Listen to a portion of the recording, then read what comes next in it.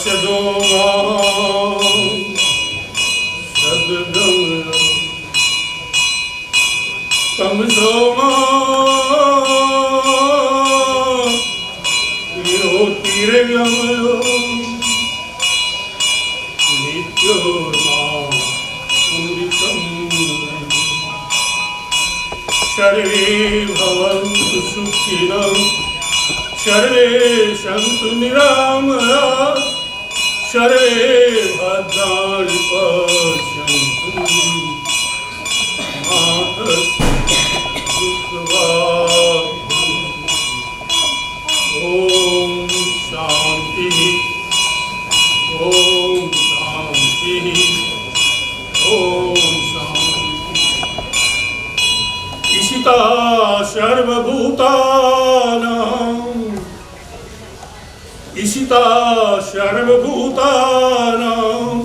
सर्वभूतमयस्य कारणं भूतभव्यस ईश्वरं नमाम्यहम्। मेरे निज स्वरूप विभिन्न विग्रहों में, विभिन्न रूपों में, विभिन्न शरीरों में उपस्थित माताओं, बहनों, सज्जनों, हमारा गुरु तो सदा हमारे हृदय में रहे। एक बात पहले ही बता दूं, मेरी भाषा खिचड़ी होगी, थोड़ा गुजराती में बोलने की कोशिश करूंगा और थोड़ी हिंदी, क्योंकि गुजराती पूरी आती नहीं, इसके लिए क्षमा करना। आज यहाँ जिस स्थान पर हम सभी इकट्ठे हुए हैं, बड़ा ऐतिहासिक स्थान है। मैंने सुना है देव गुरु बृहस्पति ने यहाँ तप किया था। ये उनकी साधना स्थली है और बिल्केश्वर महादेव यहाँ स्वयं प्रकट हुए। उन्हीं की कृपा से कालांतर में एक से एक संत आते रहे और मैंने सुना यही कि इसके पहले जो गुरु यहाँ थे, बाबा जय सिंह, उन्होंने कहा था कि शिरडी से अच्छा यह धाम होगा। मेरे मित्रों, मानवी के वासियों, आप लोगों के श्रम परिश्रम और सदा से हमारे गुरु के मार्गदर्शन में वह समय आ गया है और यह मांडवी में यह बिल्केश्वर स्थान एक धाम के रूप में विकसित हो रहा है और उसी की शुरुआत के लिए आप सभी यहाँ एकत्रित हुए हैं। इसके लिए परमात्मा ही, उसी की अनुकंपा है, उसी की कृपा है, तो हम सभी उसी के आभारी हैं। थोड़ा सा इस अवसर की उपयोगिता पर, यहाँ बोर्ड पर लिखा है ज्ञान यज्ञ। यह एक यज्ञ है और वो काय का है? ज्ञान का।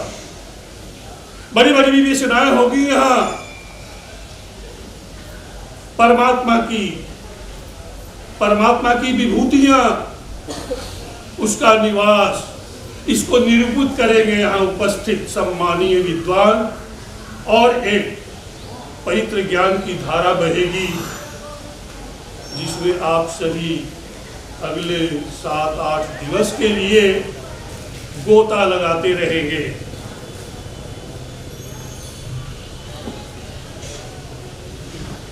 श्रद्धालुओं, ये ज्ञान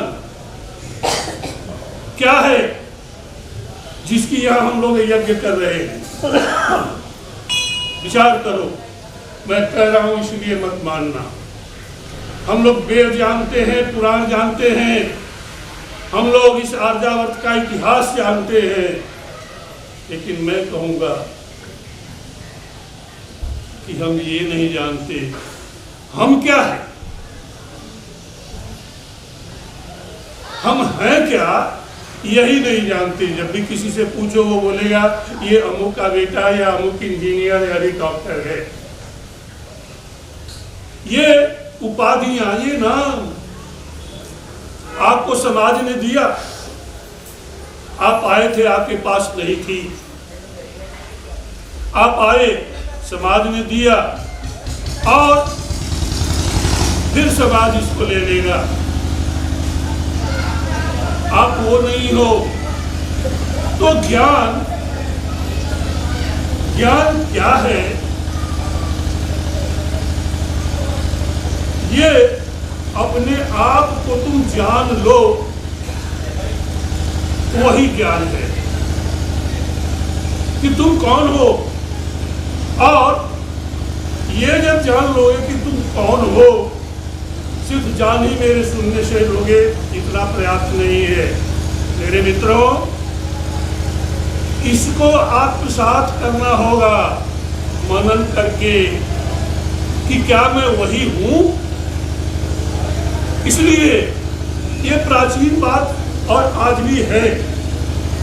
जब भी कोई चिंतक, कोई विचारक, उसके अंदर एक भाव आया, मैं हूं कौन,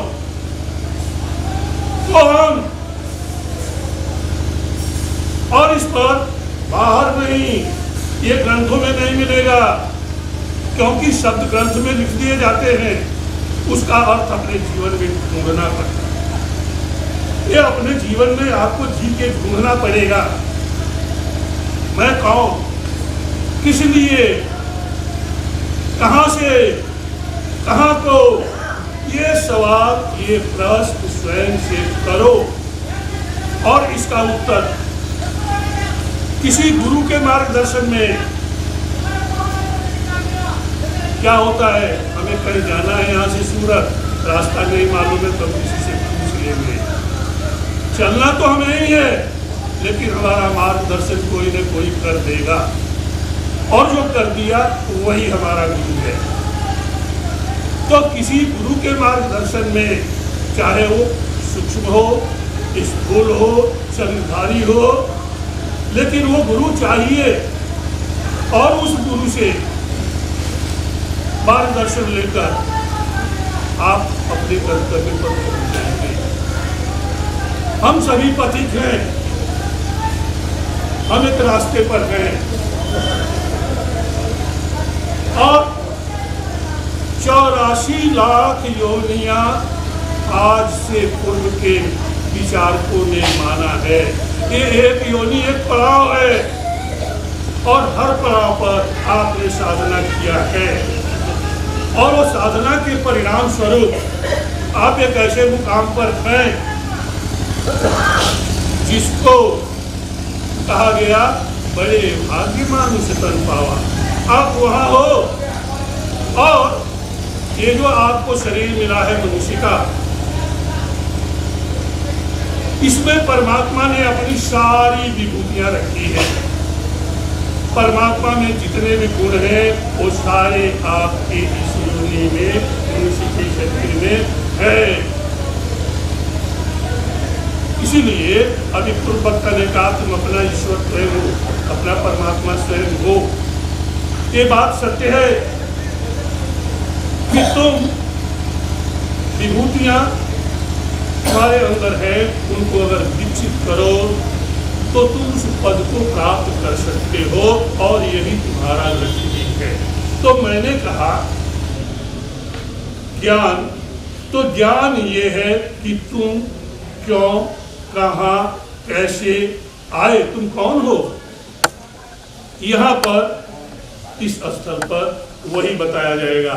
समय का अभाव है, आप लोग आ भी गए हो, इसलिए संक्षेप में यज्ञ बताऊंगा। ऐसे यज्ञ बड़ा विशाल व्याख्या है यज्ञ, लेकिन ज्ञान संक्षेप में बताया। स्वयं को जानो ज्ञान है, और स्वयं को जान लोगे तो इसके बाद जानने के लिए कुछ बाकी भी नहीं, स्वयं को जान लेने के बाद। अब ये यज्ञ क्या है? ज्ञान यज्ञ। यज्ञ, इसको अगर बोर्ड पर लिखे तो य बनेगा। यज्ञ, य जो जो अज्ञात है जानना है। जिस वस्तु को हम नहीं जानते हैं उसको जानना, वह विधि, वो व्यवस्था जो करते हैं वो यज्ञ है। यहाँ हम जितने भी इकट्ठे हैं यही नहीं जानते अपना अस्तित्व, मैं कौन। ये आपको विभिन्न वक्ताओं के माध्यम से, उपस्थित संतों से, उनके आशीर्वाद से, उनकी वाणी से आपको ज्ञात होगा, इसलिए ज्ञात यज्ञ है। मित्रों, समय का अभाव है तो ये यज्ञ की व्याख्या, आपका उद्देश्य, आपके जीवन के लक्ष्य के लिए थोड़ा सा संक्षेप से करते हुए अंत में मैं अपने गुरु के चरणों में शीश नवाते हुए अपनी वाणी को विराम देता हूँ।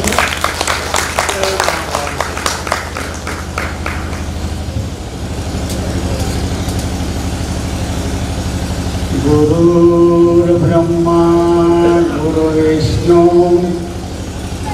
गुरुदेवो महेश्वर, गुरु साक्षात् परब्रह्म तस्मै श्री गुरुवे नमः। पूज्य चरण संतों, संतो महंतो, विप्रगण, भक्तगण, माताओं, मारा हरिहर,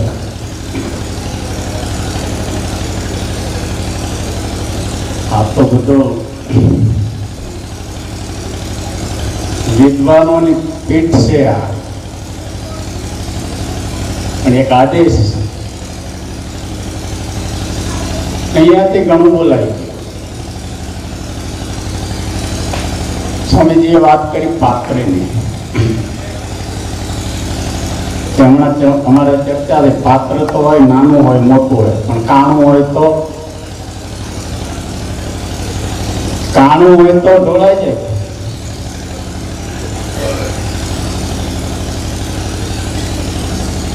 એમાં વાત થઈ, બધામાં પડ્યું છે 8 દિવસની આ શિબિરમાં સંતો વિદ્વાનો એની રીતે ખોલશે, ક્યાં આપણને ટચ થાય છે એમાં જરા ટાંક મારજો। સત્યમાં હું જીવું છું, અસત્યમાં જીવું છું, મારું શુદ્ધ આચરણ છે, અશુદ્ધ આચરણ છે, એ આપણે નક્કી કરતું જાઓ। હું તમારી સાથે જ છું, જરાય જુદો નથી।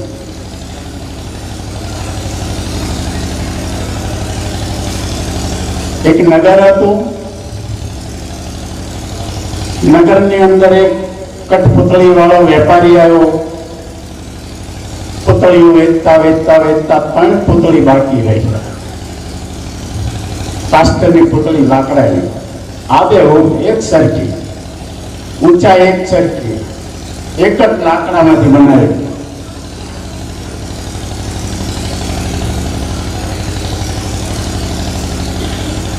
મારો કહેવાનો મતલબ એ છે કે हमने आचार्य साहेबे बात करी कि कृष्ण હતા તારા આપણે હતા। હું તો ત્યાં એથી આગળ જાઉં છું કે આ સૃષ્ટિ રચાણી ત્યારથી આપણે છીએ, નકર તો ફેરો મટી ગયો હોય, આપણો હજી ચાલુ છે। હરિચંદ્ર રાજાની હતા, મનુ મહારાજ હતા, ત્યારથી આપણે છીએ। અને ત્યારથી સત્સંગો સાંભળતા સાંભળતા સાંભળતા સાંભળતા ખોળિયા બદલતા બદલતા બદલતા આવીએ છીએ। અત્યારે અહીં પહોંચ્યા છીએ માનવ જન્મમાં। તો આ એક જ જન્મ એવો છે 84 લાખ જન્મમાં કે આમાં કંઈક પ્રાપ્ત કરી શકીએ।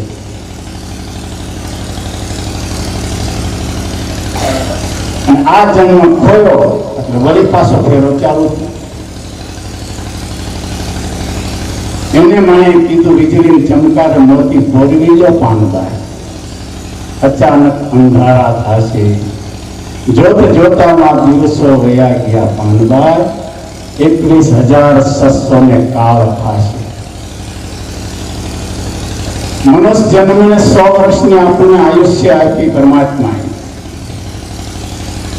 તો એમાં 50 વર્ષ આરામ કરવાના ગયા. રાતને બાદ કરો તો 50 વર્ષ રહ્યા. 25 વર્ષ નોકરી ધંધો ઘરકામમાં ગયા, 75 ગયા. ને 25 વર્ષ આપણા વાંધા વચકામ ગયા. આમાં ક્યારે મૂર્તિ પરવવું, ક્યારે ભક્તિ કરવી? તો એક તક મળી છે, પણ એ આત્મા રૂપી મોતી જો પોરવી લે કે સત્ય નામની શબ્દ નામની કોઈ સોય લે, શબ્દ કહેતા બ્રહ્મ,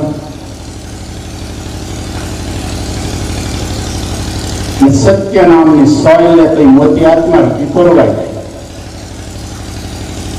પણ એ માટે સદગુરુની જરૂર પડે. ને આ રસ્તો એવો છે, સદગુરુ વગર ચલાય એવો નથી. આગળ આગળ સદગુરુ એના જ્ઞાન પ્રકાશમાં પાછળ પાછળ શીખશે ચાલતા. ને એક સમય એવો આવે મોતી પડવાય. પણ એ માટે તો સદગુરુના અધિકારી થવું, પાત્ર બનવું. એટલે અમારી માં કે ગંગા સતી, સદગુરુ વચનના થાવ અધિકારી પાનદાય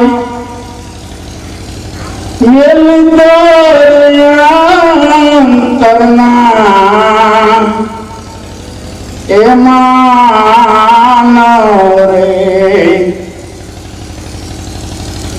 માન રે મિલીને તને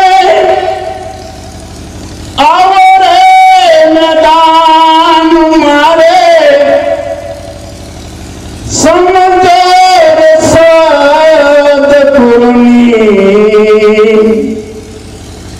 એસાન રે પાનભાઈ. સદગુરુ, શીલવંત સદગુરુ એના અધિકારી થઈ જાઓ. સદગુરુ એ જન્મ જન્મનો જે એનો અનુભવ લઈને આવ્યા છે, એને આજે એક મોકો મળ્યો છે, તક મળી છે કે એવા અધિકારી એના બની જાય કે એ પાત્રની પાત્ર બની અને એ પાત્રમાં એનો અનુભવ પીરસી જાય. સદગુરુ ગંગા સતી કે કેણી તો બે આની છે પાંડવા. બોલવું, સાંભળવું, વાંચવું અને બે આની કિંમત કીધી ગંગા સતી. પણ રેણી 14 છે. રેણી એટલે આચરણ, આચરણની કિંમત છે પાંડવા. શુદ્ધ આચરણ, આચરણ કરીને જીવન જીવે તો એ મોતી પોરવાય જાય. આવવા જવાનો ફેરો મટાડી નીર ભેગું નીર મળી જાય.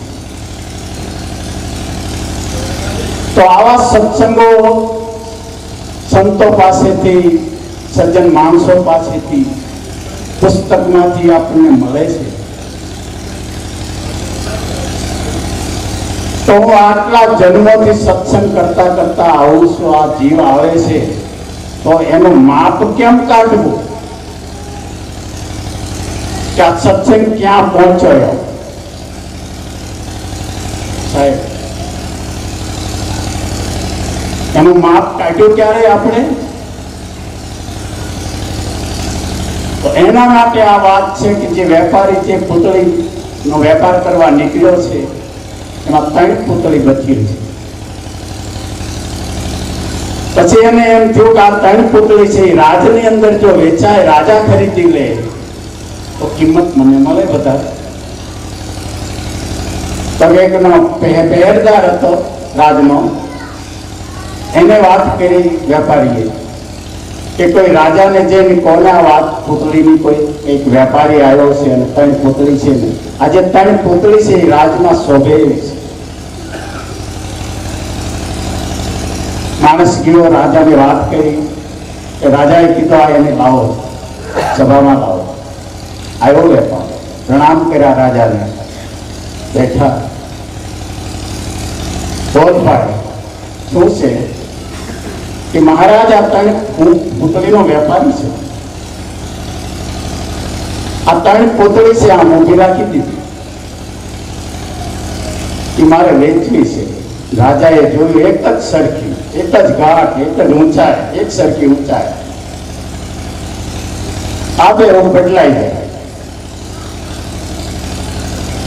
તો કેટલી કિંમત છે કે મહારાજ એક પુતળીની કિંમત 5,000 છે, એક પુતળીની કિંમત 10,000 છે, એક પુતળીની કિંમત 15,000 છે. તો રાજા વિચાર કરે કે આ ત્રણ પુતળી એક સરખી છે, એક સરખી ઊંચાઈની છે, એક સરખું રૂપ છે, એક સરખા રંગ રોગાન છે, કિંમતમાં ભેદ કેમ? મહારાજ એની જ કિંમત છે, વેપારી એની જ કિંમત છે. અને મારે જાણવું છે તમારે આ જે સભા છે, આ સભા ભરાણી જે છે, સજ્જનો છે બધા, એમાં કોઈ વ્યક્તિ ઉભી થઈને આ ત્રણ પુતળીની કિંમત નક્કી કરે કે શું કિંમત? કે મહારાજ એક પુતળીની કિંમત 5,000 છે, એક પુતળીની કિંમત 10,000 છે, એક પુતળીની કિંમત 15,000 છે. એ નક્કી કરવાની છે તમારા સભામાં, સજ્જનમાં કોઈ એવો સજ્જન હોય. મહારાજે એલાન કર્યું સભામાં કે ભાઈઓ, કોઈ એવી વ્યક્તિ ખરી કે આ ત્રણેય પુતળીની કિંમત કોઈ નક્કી કરી શકે? તો રાજ તરફથી એનું સન્માન કરવામાં આવશે, ઇનામ આપવામાં આવશે. સભામાં સન્નાટો છવાઈ ગયો, કોઈ ઊભું થાય નહીં. જનક રાજા જેમ મુજાના રાજા જેમ પ્રતિજ્ઞા લીધી તેમ, પણ એક વડીલ કોઠાભોજ માણસ, ખેડૂત માણસ, એ રાજનો 90 વર્ષની ઉંમરે પહોંચી ગયા ને ઉભા થયા. સભા હસવા માંડી જાય, જેમ અષ્ટાવક્રને જોઈને સભા હસતી હતી.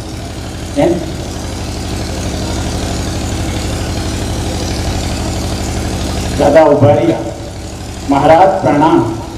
પ્રણામ કે તમે આ ત્રણ પુતળીની કિંમત નક્કી કરશો? કદાચ થઈ જાય, હું કરું એમ નહીં, હું કરી દઉં એમ નહીં. હું વ્યૂ ગયો હતો, રાખવાનો હતો, ભક્તિ કરવી અને રાખ થઈને રહેવું પાનબાર, મેલવું અંતરનું અભિમાન, સદગુરુ ચરણમાં શીશ નમાવી કર જોડી લાગવું.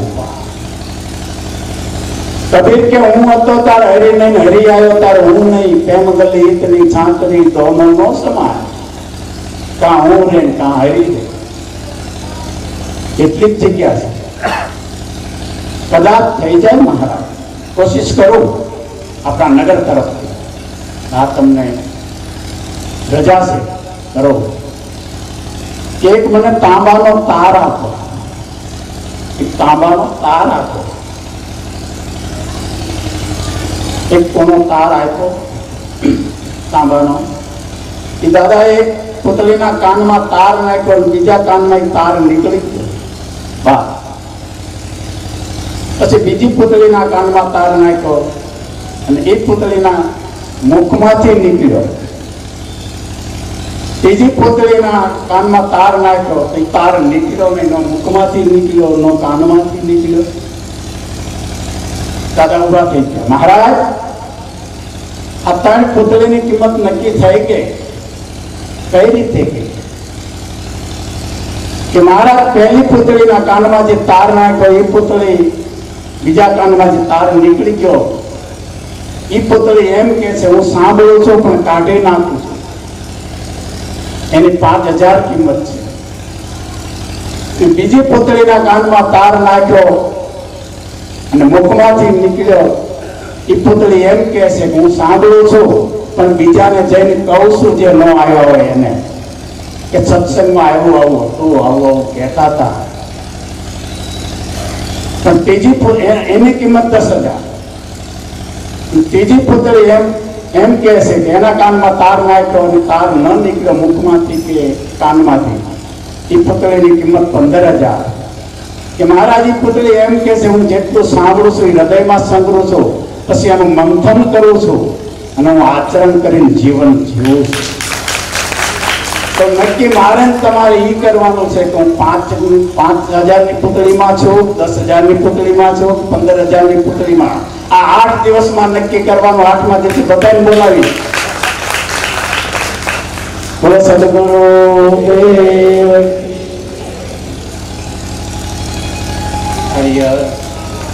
સમય બહુ ઓછો છે. સ્વામી શ્રી દુખરણ સાહેબને વિનંતી કરું છું કે 10 પંદર બોલે. દુખરણ સાહેબ.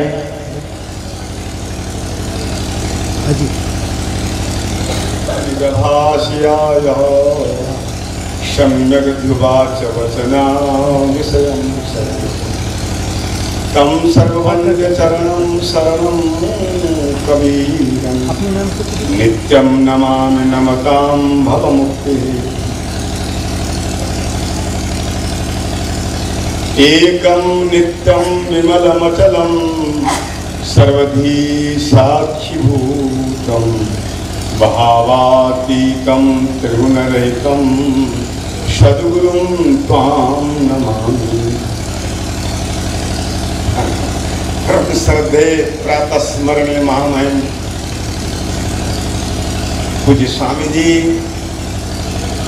उपस्थित हमारे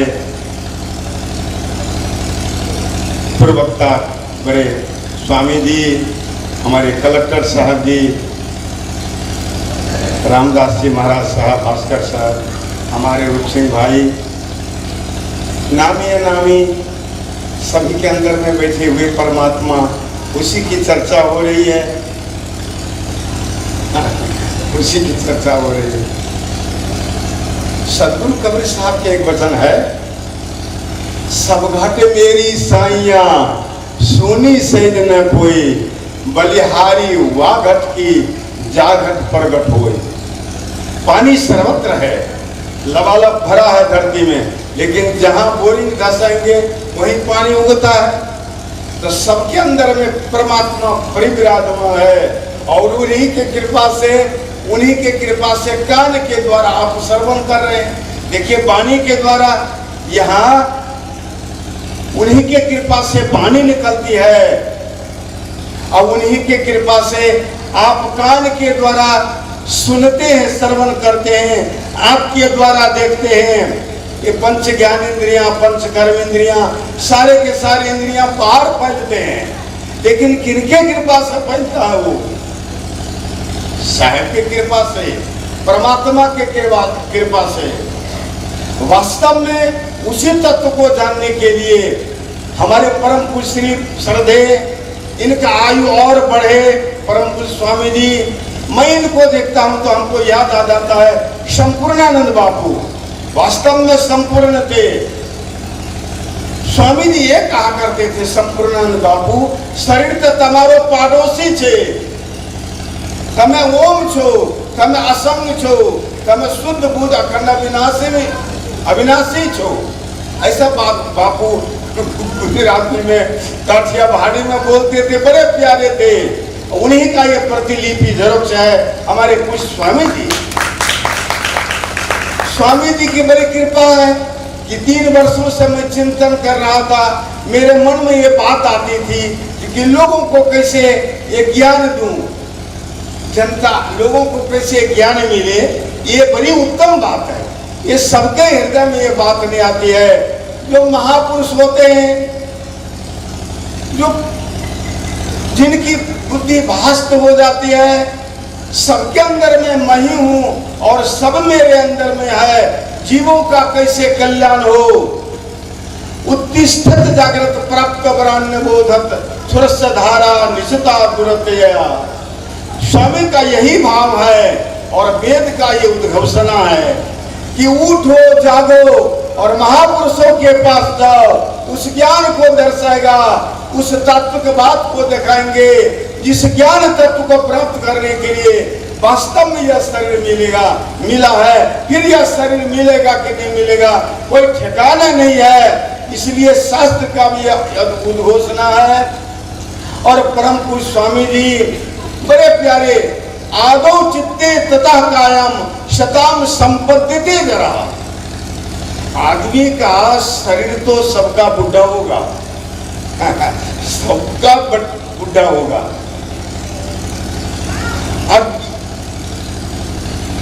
अज्ञानी आदमी का शरीर यह सबका तो बुढ़ा हो जाता है, लेकिन ज्ञानी जो पुरुष होते हैं शरीर तो बुढ़ा हो, लेकिन उनका शरीर पकने के पूर्व ही उनका चित्त पक जाता है। साधना के द्वारा, ज्ञान के द्वारा उस उत्तम तत्व को जान गया, पक गया है। ऐसे हमारे पूज्य स्वामी जी पूर्ववक्ता, देखिए इसी ज्ञान को पकाने के लिए ये साधन स्थल बना है। स्वामी जी की बड़ी कृपा है। हमको कहते मुकरंदास तुम्हारे लिए रूम तैयार है, तुम जल्दी आओ। लेकिन मेरा प्रारंभ किया है संत कबीर रोड में, आश्रम में इतना काम होता है क्या कहा जाए। तो स्वामी जी की बड़ी कृपा है। यहाँ देखिए साधक लोग अपने चित्त को पका रहे हैं। वह परम तत्व कौन सा है उसको निखार रहे हैं, जान रहे हैं। मैं कौन हूँ, कहाँ से आया हूँ, कहाँ जाऊंगा। बंदे कर लिए, कबीर साहब का एक वचन है, ज्यादा मैं नहीं बोलूंगा, बोलने के मूड में नहीं था। बंदे, कबीर साहब का वचन है, बंदे कर ले आप निवेदा, आप दियत लखो आप ठौर करूं, मुए कहाँ घर तेरा। यही अवसर नहीं चेता हूँ प्राणी, अंत कोई नहीं तेरा। बंदे कर ले आप निवेदा, अपने उद्धरेगा, अपने आप को जान लो, उद्धार कर लो, फिर मौका नहीं मिलेगा। यही अवसर नहीं चेता हूँ प्राणी, अंत कोई नहीं तेरा। अवसर मतलब मौका, यही तो अवसर है। बड़ा स्वामी जी अवसर दिया हम लोगों को, सबको आमंत्रण दिए हैं। परम पूज्य स्वामी भक्तों को प्रेरणा दिए। हमारे कलेक्टर साहब के बारे में बोल रहे थे, सब जिनसे प्रेरणा लिए, जिनको पूछे कि ये तो अच्छी बात है स्वामी जी, तो अच्छी में अच्छी कौन बात है। अच्छी में वही स्वामी जी बोल रहे थे कि सुख के बारे में बोल रहे थे। कोई भी जीव दुख नहीं चाहता, सुख चाहता है। सुख है क्या? अपना आत्मा सुख स्वरूप है। वास्तव में आत्मा सुख स्वरूप है। उस तत्व को जानने के लिए ही ये 7 दिवस का प्रोग्राम चल रहा है। अभी आपको धीरे धीरे आप बैठे के थामला को गाड़ना पड़ता है, तो धीरे धीरे मजबूत हो जाता है। आप 7 दिवस में मजबूत हो जाएंगे, नक्की हो जाएंगे। लेकिन आपकी वृत्ति, आपका मन यही रहना चाहिए, क्योंकि अपना कोई नहीं है। अपना 100% जिस देह में आप है, वो क्षण क्षण पल पल बीत रहा है टाइम, समय।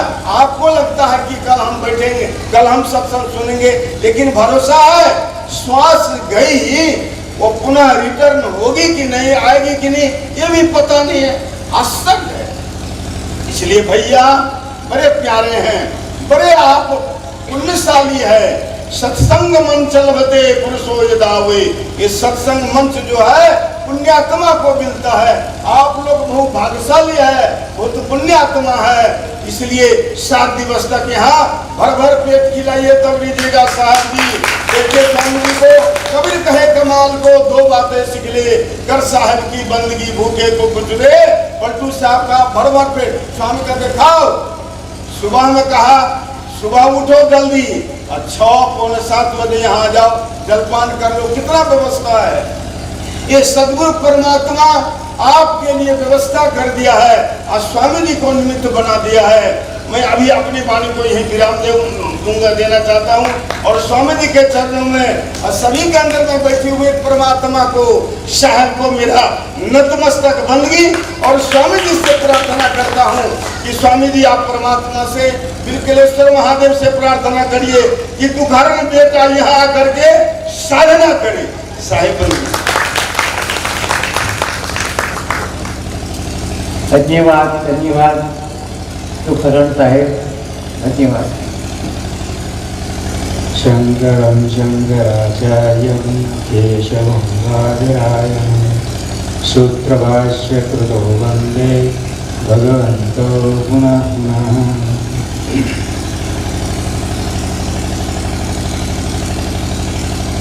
पवित्र ताप्ती नदीने किनारे भगवान बिलकेश्वરના સાનિધ્યમાં આપણે આ શિબિરનું આયોજન અને આ સત્સંગનો લાભ પૂજ્ય સ્વામીજીની કૃપાથી પ્રાપ્ત થઈ રહ્યો છે ને આપણને વક્તાઓ પણ ઘણા સારા પ્રાપ્ત થયા છે એવું આપણે થોડું થોડું એમનું પ્રવચન સાંભળી અને નક્કી કરી શક્યા છે. બધા સ્વામીઓ વક્તાઓ બધાને મારા પ્રણામ, ભાઈઓ તથા માતાઓ બધાને પ્રણામ. હું તો હજી સાધક છું, શરૂઆત છે, મને તો એટલો બધો અનુભવ નથી, પણ સ્વામીજીનો આગ્રહ અને એમની કૃપાથી મને આ મોકો આપ્યો છે. આપણે અહીંયા જેમ મારા આગળથી વક્તાઓએ વાત કરી કે આપણે કંઈક પ્રાપ્ત કરવા માટે અહીંયા ભેગા થયા છીએ, કંઈક લાભ મેળવવા માટે, કંઈક અલગ પ્રકારનો લાભ જે સાંસારિક લાભો કરતાં કંઈક વિશેષ લાભ આપણને પ્રાપ્ત થાય એવું આપણે ઈચ્છીએ છીએ. અને ઉપનિષદોમાં, ભગવદ્ ગીતામાં આ પરમ લાભની વાત કરે છે કે આ આત્મજ્ઞાન કે આત્મા બ્રહ્મ ઐક્યનું જ્ઞાન, એનાથી વિશેષ કોઈ લાભ નથી. આ જ્ઞાન પ્રાપ્ત કરવાથી જ પરમ લાભની પ્રાપ્તિ થાય છે એવું આપણા શાસ્ત્રોમાં કહેવામાં આવ્યું છે. અને આ એકના જ્ઞાનથી સર્વનું જ્ઞાન, એ પણ આપણા શાસ્ત્રોમાં કહેવામાં આવ્યું છે કે એક ઈશ્વરને અથવા આત્માને ઓળખી લેવાથી બધાની જ ઓળખાણ થઈ જાય છે એમ કહે છે. બીજાની ઓળખાણ કરવાની બાકી રહેતી નથી. એકસ્મન વિજ્ઞાતે સર્વમ વિજ્ઞાતે ભવતિ એવું કહે છે. માટે આ એક વસ્તુ છે, એ આત્મા પરમાત્મા, આ એ જ વસ્તુ છે જે આપણે એનાથી અજાણ છીએ. પ્રાપ્ત તો છે જ આપણને, પણ આપણે એનાથી અજાણ છીએ કે જાણે કે પ્રાપ્ત ન હોય એવું આપણને લાગે છે. પ્રાપ્ત હોવા છતાં પ્રાપ્ત નથી એવું આપણને લાગે છે. એ જે ભ્રાંતિ છે, જે અજ્ઞાન છે, એ ભ્રાંતિ જ દૂર થાય તો આ વસ્તુ પ્રાપ્ત જ છે એવું આપણે સ્વામીજી પાસેથી વારંવાર સાંભળવા મળ્યું છે. અને એ અનુસારે આપણે પ્રાપ્તની જ પ્રાપ્તિ કરવાની છે, અપ્રાપ્તિની પ્રાપ્તિ નથી કરવાની. કારણ કે જે બ્રહ્મ તત્વ, ઈશ્વર તત્વ સર્વવ્યાપક હોવાથી બધાના હૃદયમાં, બધાની જ અંદર વ્યાપ્ત છે, તો અપ્રાપ્ત કેવી રીતે હોય? માટે પ્રાપ્ત જ છે, પણ આપણે જાણતા નથી. આપણે એને જાણવાનો પ્રયત્ન ક્યારેય કર્યો નથી, સમજવાનો પ્રયત્ન કર્યો નથી, એટલે આપણા જાણવામાં આવતું નથી. પણ જ્યારે મહાપુરુષો, ગુરુજનો અને શાસ્ત્ર આપણને સમજાવે, આવું આયોજન કરે, આવા આયોજનમાં આપણે ભાગ લઈએ અને સાંભળીએ, ત્યારે આપણને ખ્યાલ આવે છે કે આ વસ્તુ પ્રાપ્ત કરવા જેવી છે. અને આનાથી જ બધા દુઃખોની નિવૃત્તિ થાય છે. બીજી કોઈ વસ્તુથી બધા દુઃખોની નિવૃત્તિ નહીં થાય. આપણને એવું લાગે કે આપણી પાસે પૈસા ઓછા છે એટલે આપણે દુઃખી છીએ એવું લાગે છે, કે બધી જરૂરિયાતો પૂરી નથી થતી એટલે આપણે દુઃખી છીએ એવું લાગે છે. પણ પૈસાથી જ બધે દુઃખ દૂર થાય એવું નથી. કારણ કે પૈસા હોય છે એ પણ દુઃખી જ હોય છે. જો પૈસાથી જ દુઃખ દૂર થાય તો એનામાં દુઃખ હોવું ન જોઈએ, પણ એ લોકો પણ દુઃખી છે. માટે આ માલ, મિલકત કે પરિવારજનોથી આ સુખ મળતું નથી. આ સુખ તો આત્માથી, ઈશ્વરની પ્રાપ્તિથી જ આ સુખ પ્રાપ્ત થાય છે. માટે આ વસ્તુ જ આપણે જાણવાનું એક જીવનમાં લક્ષ્ય રહેવું જોઈએ કે આ જીવન પૂરું થાય ત્યાં આપણે આ વસ્તુને જાણવી લેવી જોઈએ. તો જ આપણું આ જીવન સાર્થક કહેવાય. આ સમય બહુ થઈ ગયો, વધારે થઈ ગયો છે. હું વધારે સમય નહીં લઉં અને હું અહીંયા જ મારું વિરામ કરું છું. હરિઓમ.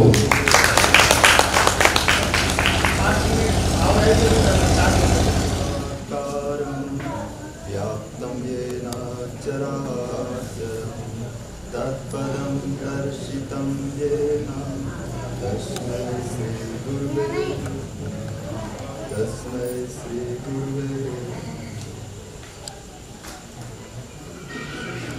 सद्गुरु वर्य परम पूज्य स्वामीजीના ચરણોમાં કોટી કોટી પ્રણામ. સંત વૃંદ વિરાજમાન એવા મહાન તપસ્વી સંતોના ચરણોમાં કોટી કોટી પ્રણામ. શ્રોતા જન માતાઓ બહેનો, બાળકોના રૂપમાં અનેક રૂપોમાં પ્રાણી માતાના પરમ હિતેશી પરમાત્મા ગુરુ તત્વને કોટી કોટી પ્રણામ. ભક્તિ ભક્ત ભગવંત ગુરુ ચતુર નામ વપુ એક ઇન પદ વંદન કરે નાશે વિઘ્ન અનેક. આપણા શાસ્ત્રોમાં બતાવ્યું છે કે ભક્તિને, ભક્તને, જેના દિલમાં, જેના હૃદયમાં ભક્તિ છે, ભક્તને સંત ભગવંત, સંત અને ભગવાનના ચરણોમાં વંદન કરવાથી, માત્ર નમસ્કાર કરવાથી કેટલાય જન્મના પાપ તાપ નષ્ટ થઈ જતા હોય. અને આ આપણને આવો શું અવસર મળ્યો છે. હિમાલયને પૂછો કે ઊંડાઈ કેટલી છે તો હિમાલય ના બતાવી શકે. સમુદ્રને પૂછો કે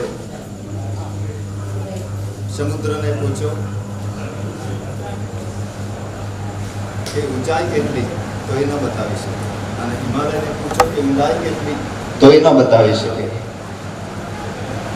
હિમાલય ઊંડાઈ ન બતાવે, સમુદ્ર ઊંચાઈ નહીં બતાવે, પરંતુ મહાન સંતો સદગુરુ, હું તો મારી એવી કરુણા છે ગુરુદેવની, સ્વામીજીની, કે ગંગાજળ છે, ગંગા નદી ઊંડાઈ પણ બતાવે અને ઊંચાઈ પણ બતાવે.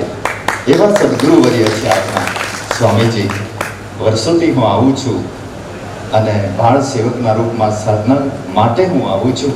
પરંતુ આજે આવા મહાન ગુરુ ઋષિની તપસ્યા ભૂમિ, સ્વામીજીએ કહ્યું એમ ઘણા સંત વૃંદના મુખેથી ઘણી અમૃત વાણીનું આપણે રસપાન કર્યું છે. આ તો એક નાની કટોરીમાં જલ પીવા બરાબર છે.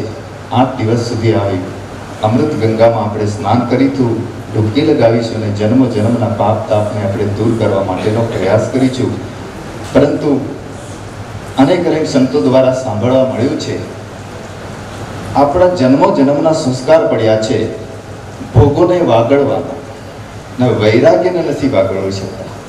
વૈરાગ્યને વાગોળીશું 8 દિવસ સુધી અવશ્ય આવા સંતોની કૃપા આપણા હૃદયમાં ઉતરશે. વૈરાગ્યને વાગોળીશું. બહુ સરસ, મને એવા ઘણા સંતોના વચનો ગમ્યા છે.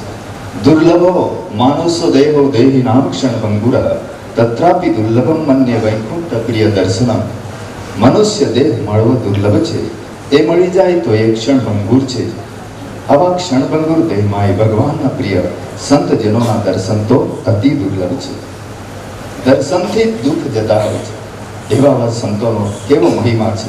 કોઈ કવિ ગાયું છે, કહ્યું છે કે અમૃત ચંદ્રમામાં છે, કોઈ કહે અમૃત સ્વર્ગમાં છે, કોઈ કહે અમૃત પાતાળમાં નાગલોકો પાસે છે, કોઈ કહે અમૃત સુંદરીના હોઠોમાં છે. સંતો કહે છે નાના, અગર નાગલોકો પાસે હોય તો નાગલોકોનું મૃત્યુ કેમ થાય? સ્વર્ગમાં હોય તો સ્વર્ગથી ફરી આ ધરતી ઉપર મૃત્યુલોકમાં કેમ આવી શકે આ જીવ? ત્યાંય અમૃત સાચું નથી. ચંદ્રમામાં અમૃત છે તો ચંદ્રમા 15 દિવસે ક્ષય કેમ પામે છે? સુંદરીઓના હોઠો પર હોય અમૃત તો પછી એમના પતિઓનું મૃત્યુ કેમ થાય? સાચું અમૃત તો સંતો કહે છે, સુધા વસતી વે ભગવત જનાના. ભક્તો અને સંતોના કંઠમાંથી જે નિર્મલ વાણી નીકળે એવા ભક્તોના સંતોના મુખની અમૃત વાણી છે જ્ઞાન રૂપી. એનું જ રસપાન આપણે કરીશું. સૂર્ય એક ભજનમાં એક બે કડી ગાઈએ, સમય બહુ ટૂંકો છે, પરંતુ મારી વાણીને પાવન કરવા માટે કરુણા સાગર સદગુરુએ આવો લાવો આપ્યો છે. આપ ખરેખર અહીં ઋષિ મુનિઓના રૂપમાં જ બેઠા છો એવી જ ભાવના કરો. ભગવાને તો કહી દીધું છે, અને ભગવાન આદિ શંકરાચાર્ય પણ કહી દીધું છે, મમે વાંચો જીવ લોકે જીવ ભૂતા સનાતના. તું મારો જ વંશ છે. અર્જુનને નિમિત્ત બનાવીને આપણને સૌને કહ્યું છે. અને બ્રહ્મ સત્ય જગ મિથ્યા, તું સ્વયં બ્રહ્મ છે. ભગવાન સંતોએ ઋષિઓએ કહ્યું છે. આટલું માની લઈશું ને તો કેટલું સુંદર આ તપસ્થલી, અને જ્યાં આપણી તપસ્યા થવાની છે. બસ ભોગોને ભૂલી જઈએ અને આ 7 દિવસમાં એવો વૈરાગ્ય આવે કે 8 દિવસમાં જેવી રીતે પરીક્ષિત રાજાને 7 દિવસમાં મુક્તિ મળી હતી, એ પણ જ્ઞાનામૃતનું રસ પાન કરીને, એવી જ રીતે આ 7-8 દિવસમાં આપણે પણ મુક્તિના કિનારે સુધી પહોંચી જઈએ તો કેટલું સુંદર હશે. તો કહ્યું છે, સૂર્યની ઉપમા આપી છે ભજનમાં, ચંદ્રની ઉપમા, પણ મને પણ યોગ્ય લાગે. સૂર્યનો પ્રકાશ સાંજ સુધી રહેશે, અંધારું આવશે. ચંદ્રનો પ્રકાશ સવાર સુધી પ્રકાશ મળશે, પણ સદગુરુનો પ્રકાશ જ્ઞાનરૂપી એ પ્રકાશ હર પલ હર ક્ષણ મળે છે. પણ છતાં ઉપમા યોગ્ય છે કે ગાઈએ આપણે. સૂર્ય ગુરુ ચંદ્ર ગુરુ, સૂર્ય ગુરુ ચંદ્ર ગુરુ, गुरु है पूर्ण प्रकाश, गुरु है पूर्ण प्रकाश. नीर गुरु नदियाँ गुरु, नीर गुरु नदियाँ गुरु, गुरु है महासागर, गुरु है महासागर. गुरुवाणी से गुरुवाणी की लहरिया से मिलता है दिव्य अमृत ज्ञान. गुरुवाणी की लहरिया से मिलता है दिव्य ज्ञान. सूर्य गुरु चंद्र गुरु, गुरु है पूर्ण प्रकाश, गुरु है पूर्ण प्रकाश. ગુરુ પૂર્ણ પ્રકાશ છે. ગુરુદેવના ચરણોમાં સાનિધ્યમાં બેસીએ ને, સંતોના સાનિધ્યમાં બેસીએ ને, જન્મ જન્મનો અજ્ઞાનતાનો અંધકાર જરૂર દૂર થશે અને દિવ્ય પ્રકાશ આપણને મળશે. એ આવતીકાલથી આપણે અનુભવ કરતા જઈશું. સદગુરુ દેવ કી જય. સદગુરુ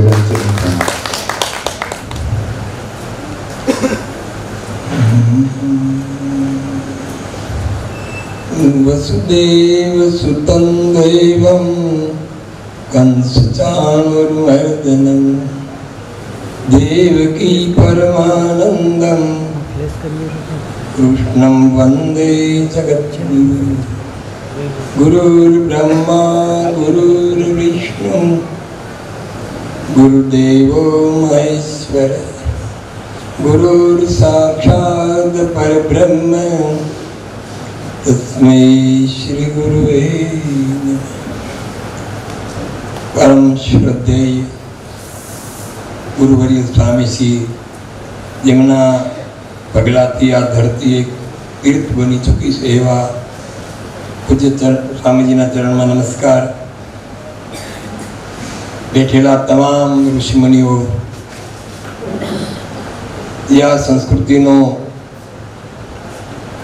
ઝંડો લઈને બેઠા છે, માનવ જાતના કલ્યાણ માટે જેણે જિંદગી ખર્ચી છે, એવા સંતોના ચરણોમાં સાદર નમસ્કાર. અને આપ અમૃત પીવા માટે જે ઉત્સુક થઈને આવેલા બહેનો ભાઈઓ દરેકના અંતરાત્મા બેઠેલો મારો ભગવાન જગદીશ્વર, उसको सादर नमस्कार। જ્ઞાન યજ્ઞ તો આ દેશની ભૂમિ પર યોજાયા જ કરે, પણ અહીંયા એક શબ્દ બહુ સરસ લગાવ્યો છે મારા માથા પાછળ કે બહુવિધ જ્ઞાન એક સરખો નહીં, કારણ કે આપણે દરેક આ આત્મા છીએ એ બધા અનેક જન્મોથી અનેક પ્રકારનું જીવન જીવીને સંસ્કારો લઈને અત્યારે અહીંયા બેઠા છીએ, એટલે દરેકની રુચિ એક સરખી નહીં હોય અને હોય જ નહીં ને, એટલે અહીંયા વિવિધ કાર્યક્રમો એટલે રાખ્યા છે કે જેને હૃદય પ્રધાન છે એ લોકો પ્રેમના જ્ઞાનમાં એ લોકોનું મન ભરાશે અને એને એમાંથી મળી રહેશે। જેને કેવલ બુદ્ધિની જ બહુ જ તીવ્રતા છે તેઓ જ્ઞાન માર્ગની જે વાતો આવશે, જે તમારી આગળ વિચારો રજૂ થશે એમાં તમારું મન લાગશે, અને જેને હાથમાં કર્મ કરવાની શક્તિ છે એ ભગવાન ગીતાકારની એક વિશિષ્ટ યોજના છે, જગતના તમામ ધર્માચાર્યો પહેલા અને પછી જેને એકલાએ જ આપી છે કર્મયોગની દીક્ષા, એ તમારું કર્મ પણ તમારી ભક્તિ અને તમારી સાધના બની રહેશે। સ્વામીજીએ પહેલા કહેલું ને એ મને બહુ યાદ આવ્યું કે આ માણસ અહીંયા સુખી થવા માટે આવ્યો છે, સુખી થવા પ્રયત્ન કરે છે। આપણે આજે જે જ્ઞાન આપવું છે અને આપણે એને તમને કે મને બધાને કહીએ કે તમે આ છોડો, મને તમે આમ કહેશો કે આ શાલ છોડો તો હું નહીં છોડું, પણ આ શાલ કરતા વધારે કિંમતની સારી શાલ તમે મારા હાથમાં મૂકશો એટલે હું લઈ લેવાનું, આ છોડી દેવાનું, લઈ લેવાનું। કારણ કે આપણે જન્માચારથી મુઠ્ઠી વાળી છે ને, મુઠ્ઠી વાળી ને બહેનોને બધી માઓને બધી ખબર, છોકરું જન્મે એ મુઠ્ઠી વાળી ન છોડે, એમ આપણે છોડવાની વાત કરશું ને તો ઘણાને મૂર્છા આવી જશે। એટલે અમારે અહીંયા તમારી આગળથી કંઈ છોડાવવું નથી, પણ તમને સારી વસ્તુની સાથે જોડવા માટે અહીંયા આ કાર્યક્રમ રાખવામાં આવ્યો છે। જે કઈ અત્યાર સુધી છે તમે સારું જ મેળવ્યું છે, તમે જે વસ્તુ પસંદ કરો એના તમને શું કહું, તમે 4 આનાનો દાંત્યો લો તોય સારો છે એમ જોવું છે, બધાને સારું જ ગમે છે, અને એટલા માટે અહીંથી તમને સારું આપવામાં આવશે એટલે તમારી આગળ જે નબળું છે ને એ ખરી જશે। કોઈને ભમરડાની રમત યાદ છે? આ બધા મોટા છે નાના એટલે ભમરડા નાની લગીથી રમતા હતા, કોઈને યાદ છે? કઈ તારીખે આપણે છોડ્યું એવું કોઈને યાદ છે? કોઈને નથી। બેનો ઢીંગલી રમતી હતી, કઈ તારીખે ઢીંગલી છોડીને પછી ક્યારથી ટીવી ઉપર આવી એને ખબર છે? ખબર જ નથી। આ તમે છોડવાના નથી, પણ આ સંતોની કૃપા તમારા ઉપર વરસશે તો તમારી આગળ જે નવું છે, પણ જૂનું છે, જે નકામું છે, જે ઉપયોગ વગરનું તમે પકડીને હું બેઠા છીએ, જે આપણને આગળ લઈ જવામાં જે અંતરાય રૂપ છે એ બધું જ તમારું અહીંયા છૂટી જશે। સંતોની મહાપુરુષોની સાધના, હું તો એમ કહું મહાત્માઓ બોલે નહીં ને, કઈ બોલે નહીં ને, એમને તમારી સામે ઉભા રહી અને મનમાં એક સદ વિચારને આમ પ્રગટ કરે ને તો તમારા અંતરના હૈયા પરિવર્તિત થઈ જશે। આ સંતોને બોલવાની જરૂર નથી, એને એવી સાધનાઓ કરીને અહીંયા બેઠા છે। આ કપડા તો બજારમાં મળે છે, 500 રૂપિયા જોડ થઈ જાય, કપડા થઈ નહીં પણ એની સાધનાથી આ મહાન બન્યા છે। ખાલી એમનું દર્શન, ખાલી એનું મૌન એ પણ તમારા જીવનને પરિવર્તન કરશે, એ હું મોટી આશા લઈ અને ભગવાન કૃષ્ણને વંદન કરીને મારી વાણીને વિરામ આપું છું। ઘડિયાળ કરતું જય સિયા। પછી તમે 2 જણા બેહો અને પછી બધી કરજો। મારે આટલી વિનંતી કરવાની છે કે આ જે ભજન ગાવાના એ ગાઈ લે, પછી સૌને જમવાની વ્યવસ્થા કરો, પછી આપણે સત્સંગ કરીશું। હરિ ઓમ।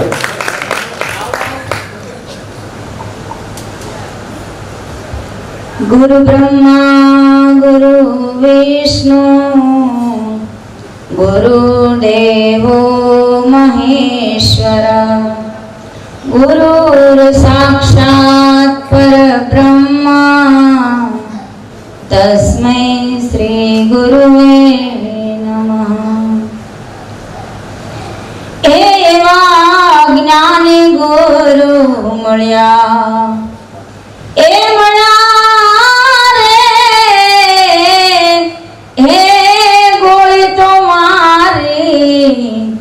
ज्ञान तणी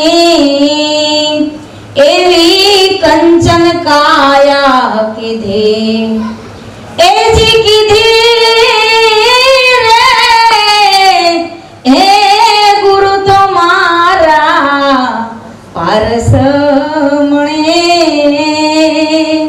एवा ज्ञानी गुरु मळ्या एवा ज्ञानी गुरु मळ्या एजी હું તો જન્મની આંધળી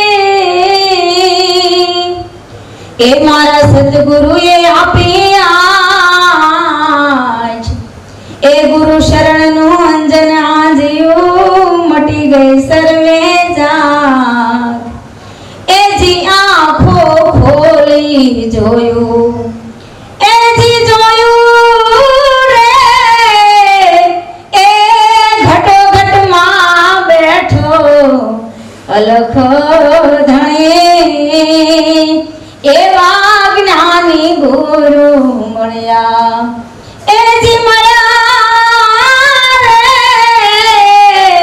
એ ગોળી તો મારી જ્ઞાન તણી એવી કંચન કાયા કીધી એ જી કીધી રે એ ગુરુ તો મારા પારસ મણી એવા જ્ઞાની ગુરુ મળ્યા એ જી આ ગુરુના ગુણને હું શું ગાઉં એના ગુણનો નો આવે પાર એ ગુરુ તો મારા આંખની જ્યોત છે ગુરુ હૃદયના એવા ગુરુ દયાળુ દેવા એ જી દેવા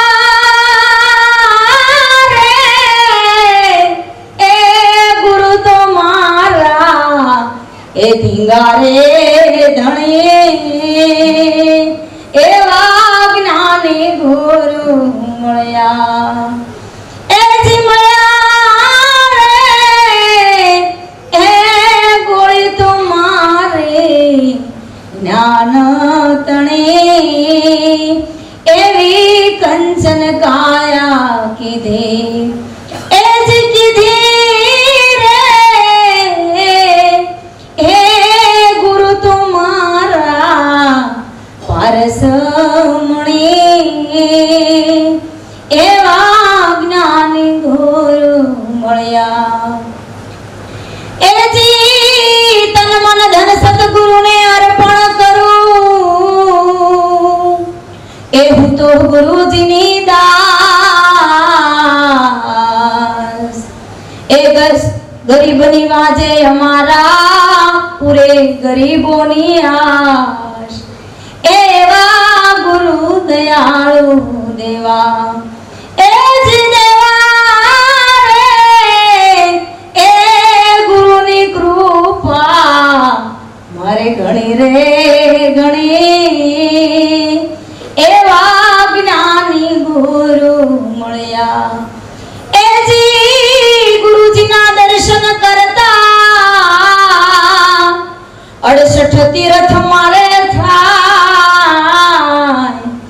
એ જી ગુરુજીના દર્શન કરતા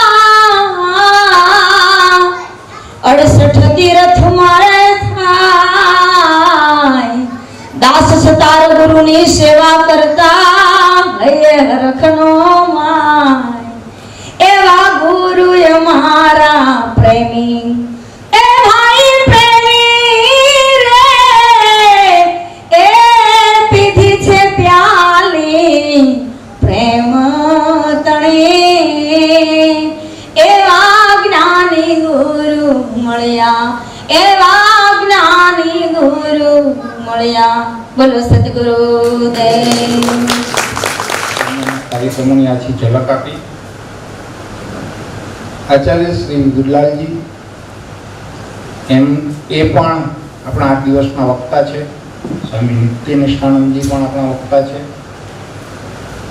સ્વામી શ્રી ભાસ્કરાનંદજી, સ્વામી શ્રી રામદાસજી, સ્વામી શ્રી દુખરણ સાહેબ, શ્રી ઠાકરસિંહભાઈ, સ્વામી શ્રી જગદીશાનંદજી, રૂપસિંહભાઈ, મનીષાબેન અને બીજા વક્તાઓ પણ એમનું ટૂંકું પ્રવચન આપી ગયા છે. સૌને આપણે હર્ષભેર માણ્યા છે. આવતીકાલથી આપણો કાર્યક્રમ બહુ સમયસર ચાલશે. સૌને વિનંતી છે, સમયસર આપણે આપણી જગ્યા લઈ લેશું. વક્તાઓનું વક્તવ્ય ચાલે ત્યારે ખાસ કાળજી રાખે. સૌ મિત્રોને મારી વિનંતી છે, પોતાનો મોબાઈલ કાં તો ઓફ કરી દે અથવા સાયલેન્ટ મોડ પર રાખે. અત્યારે આપણે પ્રસાદી લેવાના છીએ. પહેલાં બહેનો પ્રસાદી લેશે, પછી ભાઈઓ જશે. અને નિવાસની વ્યવસ્થા ઈશ્વરભાઈ સંભાળે છે. કોઈને કંઈ તકલીફ હોય, મોડેથી આવ્યા હોય તો ઈશ્વરભાઈને મળી લે. નિવાસ ફાળવી દીધેલા છે, પણ મળે આવ્યા હોય અને ન પહોંચી શકાય તો મળીને એ વ્યવસ્થા સંભાળી લે. આપણે ત્યાં પાછળથી 2 પત્રકાર મિત્રો આવ્યા છે. સુભાષભાઈ આવો અહીંયા. ભાઈ જીતુભાઈ આવો ને ભાઈ. બંને મિત્રોને પણ આપણે પુષ્પગુચ્છથી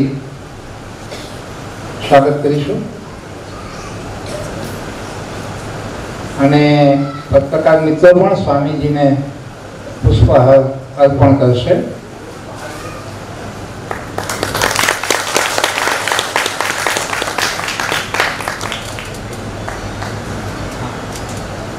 બંને પત્રકાર મિત્રોનું સન્માન મગનભાઈ અને